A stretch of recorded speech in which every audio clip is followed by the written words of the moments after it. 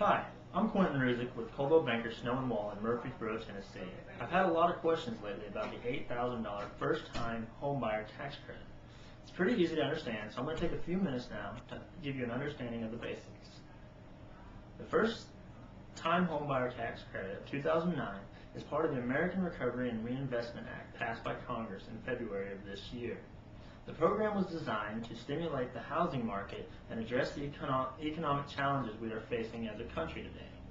So they wanted people buying homes and spending the $8,000 on new things like appliances, carpet, furniture, etc. to help businesses in the area. So how does this work exactly? The amount of the tax credit is 10% of the cost of the home with a maximum of $8,000. So if a home costs $75,000, the tax credit for the home would only be $7,500. However, on homes of purchase price of $80,000 or more, the maximum tax credit is $8,000. You might be asking yourself, who is eligible? Anyone who has not owned a primary residence in the past 3 years is considered to be a first-time home buyer. Now, if you're married, this applies to you and or your spouse. A primary residence means any home where you spend at least 50% of your time. And what is ownership? I've had several people say to me, I wasn't on a mortgage, or I wasn't on a loan. Do I qualify? Well, maybe. What's important is if your name is on the deed. The deed determines ownership. The mortgage determines who is responsible for paying for the house. And how about the property? Any single-family residence, this would include a condo, single-family detached, co-op, townhouse, or something similar. It must be located within the United States.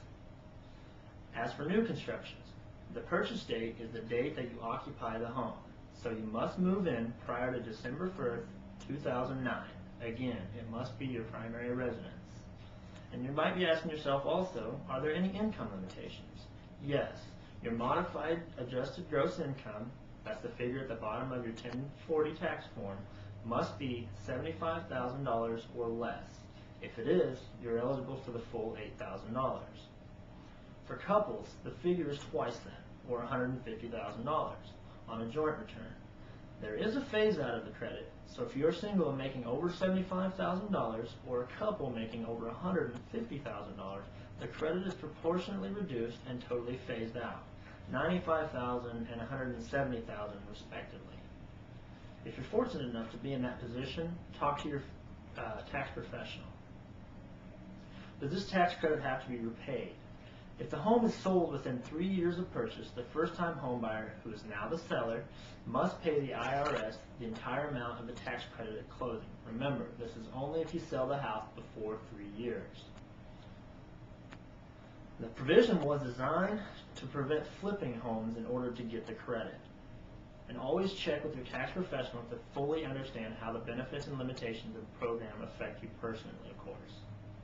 There are many financing options today to assist first-time home buyers. Several homes right now in our community are eligible for 100% financing, guys. That's nothing down. And there are some for as little as $100 down. So call me today and let's discuss this. I can be reached at Coldwell Banker, Snow and Wall in Murfreesboro, Tennessee at 615-893-1130. Or you can email me at quentinr@realtracks.com.